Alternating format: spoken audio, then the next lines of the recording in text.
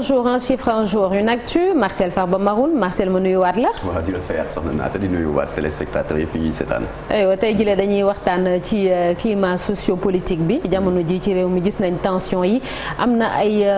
mbootaay yoo xamante ni dañoo jóg ngir dox ci tànk jàmm. c'est ça donc lu mel ni jàmmi réew mi ak CUDIS yi nga xamante ni donc comme ni nga ko waxee ñaari plateforme la ci société civile la ñu jógee ñoom nag seen ambition mooy fexe rek ba jàmm daal di sax ci Sénégal surtout ci lu jëm ci wàllu social ak politique donc loolu moo leen tax a jóg. donc ñu gis na ne justement keroog ba ñuy dox tànku jàmm keroog la woon vendredi ndaxte ñii di waa Y'en a marre ak waa FRAPP France dégage dañoo pare woon benn marche rek ngir dénoncer li nga xamante ne mooy kumba am ndey ak kumba amul ndey bu justice bi donc ñuy dénoncer itam ñuy boole li nga xamante ne moom mooy détention li kilifa des foofu ca kaso ba waaye daal ñoom dañ daal di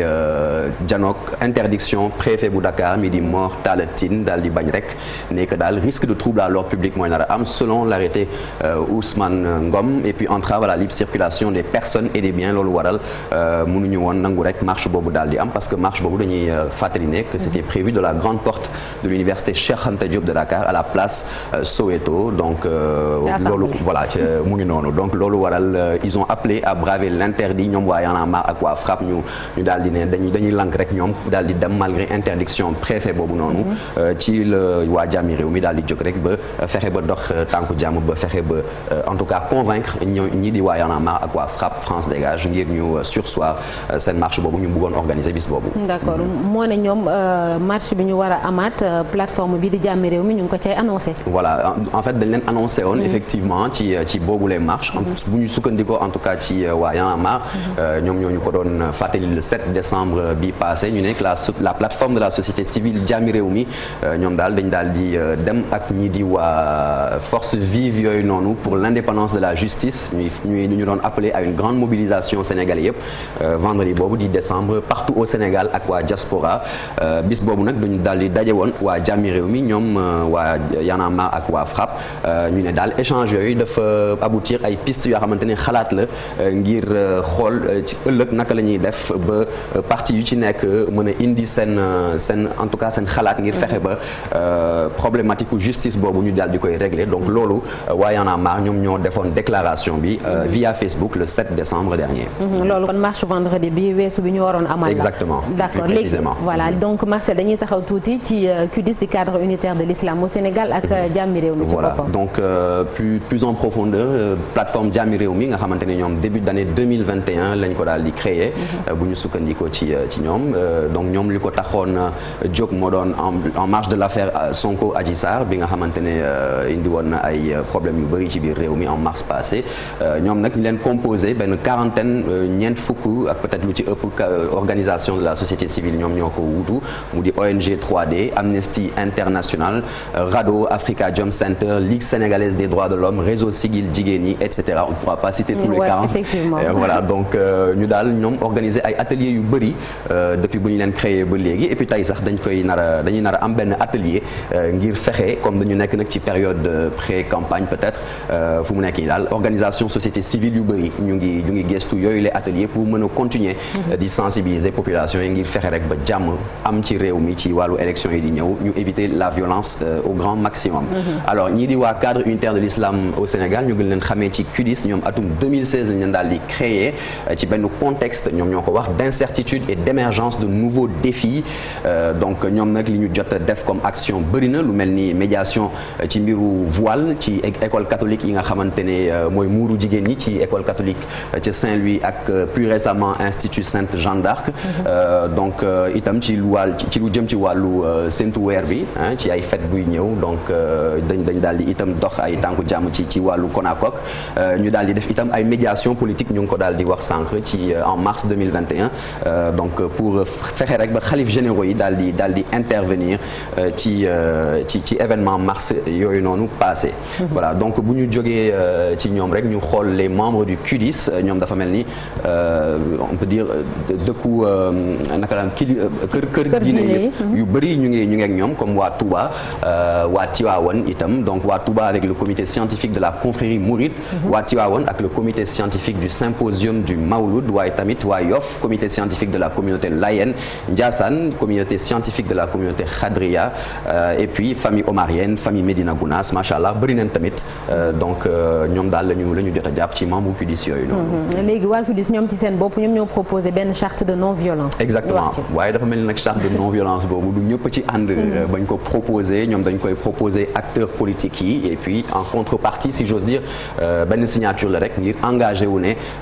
doo dugg ci wàllu violence lépp lu jëm ci violence doo ci nar a dugg donc parti politique yi ñoom ñooy engagé wu ci loolu à travers cette charte waaye nag mu doon sujet de controverse comme on va le voir ici ndaxte keroog bañ dajee ak waa Yewwi Askan Wi le 24 novembre ñoom daal di lank rek ki mel ni Ousmane Sonko jiitu Pastef moom daal di fàttali ni bu fekkee ne ëllëg Macky Sall dafay bëgg daal nax nit yi nax sénégalais yi ci wàllu élection locale yi dañ leen mën a wax ne doo leen réagir ndaxte signé ngeen charte non violence boobu bu décidé ne day présenter itam pour 3e mandat nañ leen wax itam la même chose nañ leen fàttali ne que dañoo signé charte boobu noonu donc loolu waral ñoom fu mu nekk nii dañ daal di lank rek et puis rencontre itam ñoom waa en tout cas waa Jàmmi Réew mi ak waa QDIS ñu daal di daje fin novembre ak président Macky Sall et puis au sortir de cette rencontre de cette audience ñu fàttali ne que kooku di Macky Sall dañ koy fàttali moom il s'est engagé pour fexe ba appuyer charte de non violence boobu pour que ñu bëri en tout cas acteurs politiques yëpp daal di koy bokk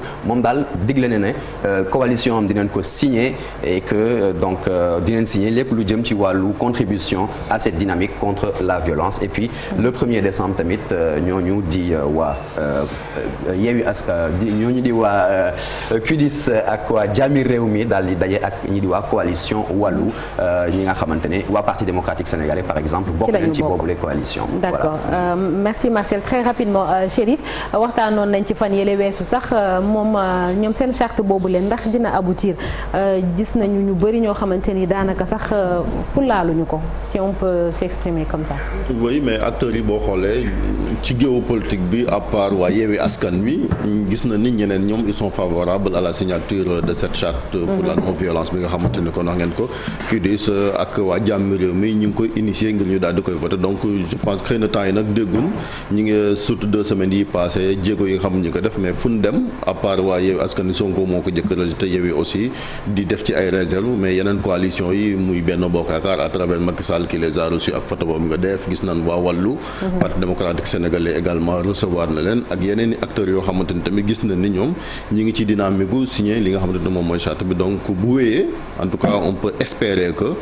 dinañ ko signé ñoom ñëpp à part peut-être Yewwi te xëy na Yewwi aussi dina changer fusil d'épaule d'ici élection locale yi gis nañ ni tamit biñ jëlee ne dañ jox tànku jàmm ba léegi fitna gi xaw naa wàññeeku contrairement ak niñ ko noté woon ces derniers temps ak convocation ñoom Barthélémy Dias ak li xewoon fële nga xamante ni moom mooy ci Ziguinchor ñoom nag ils sont dans le rôle parce que lii la di xaar ci société civile rawatina bu fekkente ni parce que kilifa diine on les considère comme étant des membres de la société civile ñu nekk ay régulateurs donc ci histoire du Sénégal mosuñoo génn seen loxo ci marche du pays à fortiori ci li nga xamante ni moom mooy wàllu politique société civile tamit plateforme bi la même chose gis nañ même ay ñoom Alioune min fi recevoir démb la RADDHO même processus électoral dañ ci daan dox bu yàgg waa FIDH la même chose ONDS ak ñoom maître Boukounta Diallo ba ci sax Sidiki Kaba mi nga xamante ni également jiite woon na fi FIDH donc seen rôle la nekk xëy na nag dafa société civile sénégalaise dafa nekk ci crise comme segment yu bari moom moo tax des fois aussi ngir ñu dégg leen parce que doo xam des fois fan la ni far des fois ñu leen di tuumaal ne dañuy def politique sax nag loolu nemmeeku nañ te loolu société civile quand même du rek di jéem a exercer le pouvoir liñ ci nemmeeku mooy am na ñoo xam ñi ngi woon ci société civile